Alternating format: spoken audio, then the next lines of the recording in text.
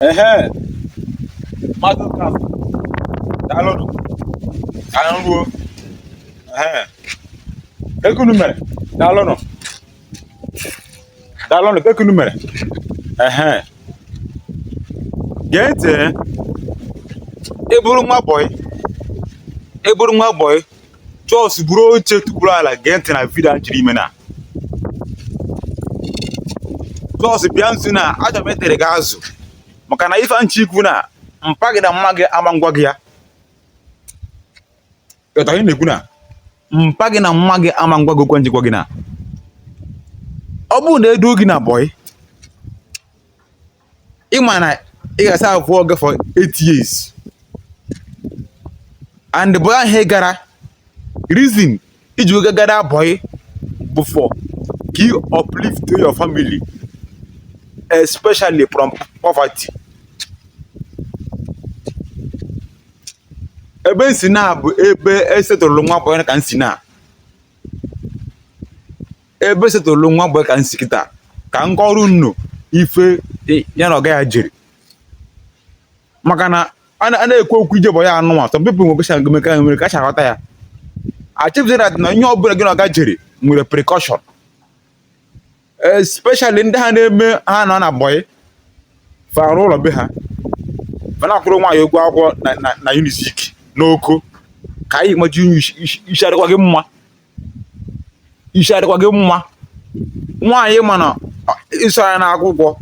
o ruo echi ya sị na ego ha akwụkwọ chọọ ndị gụrụ akwụkwọ ịmụkwa ife iwere ego ọga gị na-azụ nwaanyị na akwụkwọ o ruo echi gị mee spesa gị na gị nwaanyị abiri ọ dị possible.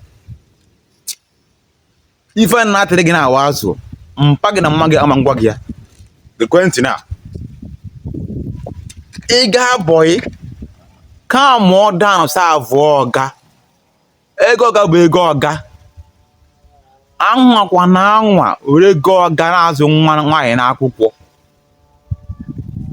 Ịpụta na line ebe a na-azụ afịa a na-ehe elu gị maka na ọga mere gị manager business ya. Inwe access to money gị na-eme anyhow.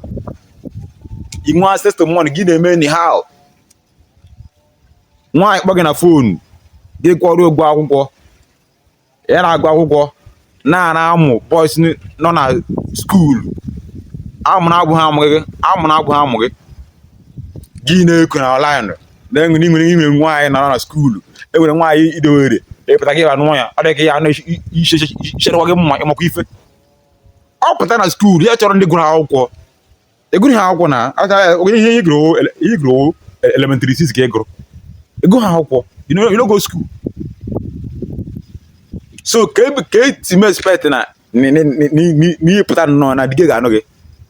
oruzie echi enweze gị na-ezu ogo ọga chụzie gị ka ịsọ ọga ga-egbu ogo na esisa afra 8 years okwe setụlụ gị chefuzie dat na igbo onye ori n'ịbada igbu ọka gị risi mere ọga ji kpọọ gị from village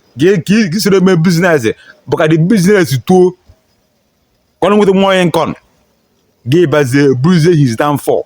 gị mee expect ka o mee ka ala gị na ka birikwa ọ dị ka ọ ga-eme ọdị ihe ahụ ala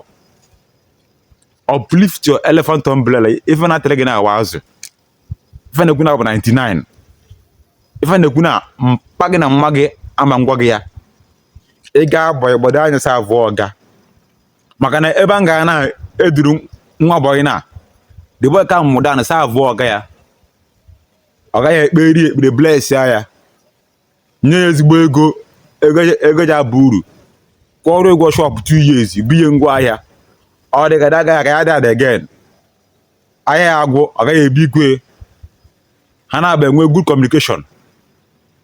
ụta nọ na ya na ọ gaghị na-ekene kọstọma na ọ gaghị achịrị half ya size from that place build those own customers, build those own platform, build those own family. Enweze nwa ọ chọziri after 3 years himself ma ọ gaghị ma ndị friend ọ gaghị sef ga support ya but i buru ego ọga gị na-azụ nwaanyị na akwụkwọ imego your greatest mistake a sị na nwaanyị n'akwụkwọ abụ nwaanyị ahụ ị chọrọ ịzụ n'akwụkwọ ọsịkwa elọvọgụ so much ya ga ka ndị be ha zụọ ya n'akwụkwọ ọ bụ ngwa amụrụ ya ilubeghị ala ọ bụ nwunye gị nwere ife user number 6